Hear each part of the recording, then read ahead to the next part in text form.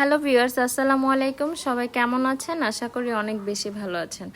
Special guest আপ্যায়নে কিন্তু আপনি এরকম একটা ভালোবাসার ডালা সাজিয়ে দিলে গেস্ট অনেক বেশি খুশি হবে এবং তার কাছে নিজেকে অনেক স্পেশাল মনে হবে। কিভাবে প্লেটটা সাজাবেন আজকে সেটাই আমি আমার ভিউয়ার্সদের সাথে শেয়ার করছি।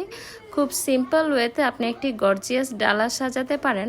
আমি পোলাও দিয়েছি, চিকেন দুরুস দিয়ে, কাবাব দিয়ে, তারপর মাঝখানে ইলিশ মাছ দিয়ে দিচ্ছি। তারপর সুন্দর করে গাজর এবং চিংড়ি মাছ দিয়ে সাজিয়ে নিচ্ছি। তার মাঝখানে আমি কিছু সিদ্ধ ডিম দিয়ে দিব। দেখতেই পাচ্ছেন কতটা কালারফুল আর কতটা সুন্দর লাগছে। এরকম একটা যদি ডালা আপনার গেস্ট আপ্যায়নের মাঝখানে থাকে, বুঝতেই পারছেন কতটা ভিআইপি আপ্যায়ন মনে হবে। অনেক বেশি সুন্দর লাগছে, আশা করি স্ক্রিনে দেখেই বুঝতে পারছেন। এই প্রসেস ফলো করে আপনি খুব সহজেই বাসায় এরকম একটা ডালা তৈরি করে নিতে